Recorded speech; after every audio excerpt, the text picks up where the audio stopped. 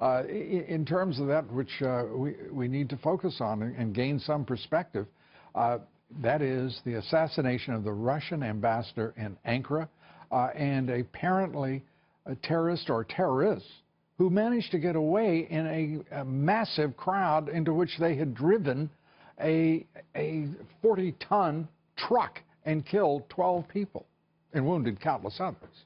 I mean, this is just the reality of the modern Islamic radical terror campaign, which is that they are spreading information about how to mount these attacks, unprecedented ways of hurting people and threatening people's freedoms to cause terror. And we're going to see more and more of it until we actually do what people like me and you and others have been, Ambassador Bolton just now been arguing for many years now, which is to really confront it, to recognize it for what it is, which is not a response to things that we've done, to things that we've done in the Middle East or anything like that. This is a decades-long incubation of an ideology that we have to recognize and confront.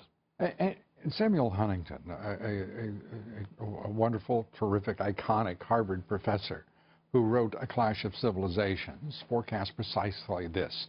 A clash of civilizations on a scale much larger than this, but this is every bit as deadly and noxious to the future of Western civilization. What in the world are we going to do if not respond with force and get rid of this idiotic precepts that it's a generational thing, as the clever boys and girls in Washington like to call it, and that the way to do it is to carry out a long war. And I'm one who thinks 15 years is quite long enough, and the loss of life that we've sustained as a result, far too much.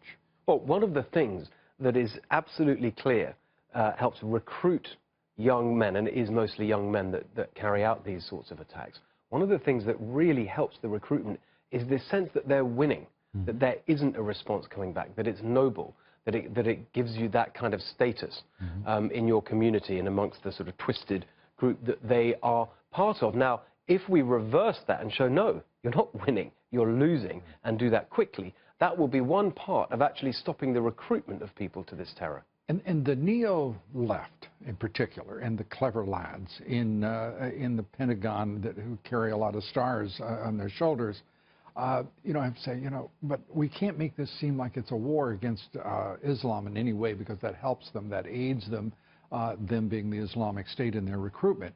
When in fact, what would really slow down their recruitment is exactly what you said, is watching a great deal of cordite being expended with a lot of death and destruction of the enemy. From our perspective, that seems to me to be the best antidote to their recruiting fervor. Exactly, and this argument that actually you can't distinguish between radical Islam and most Muslim people in the world is so preposterous.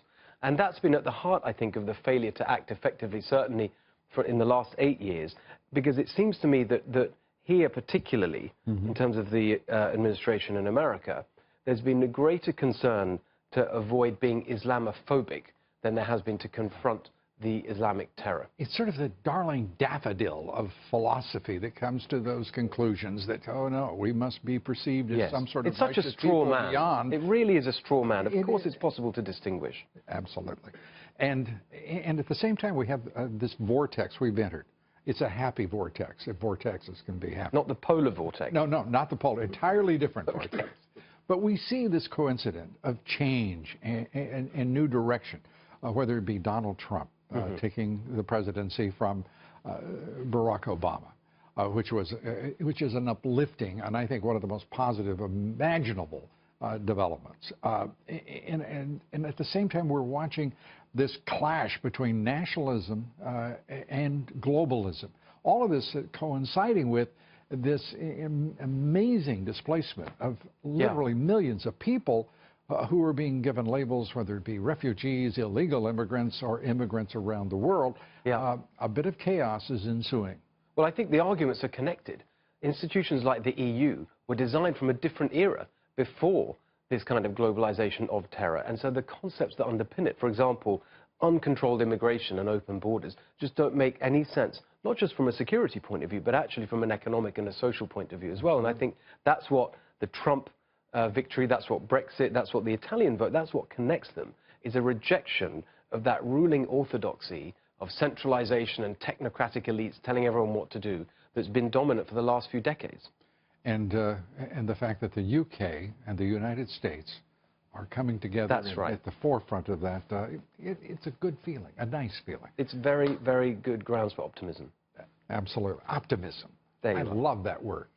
Was it Churchill who said, what's the use with the rest? Just take optimism. Anyway, good to have you here. Good to see you. Thanks so much. Steve Hilton.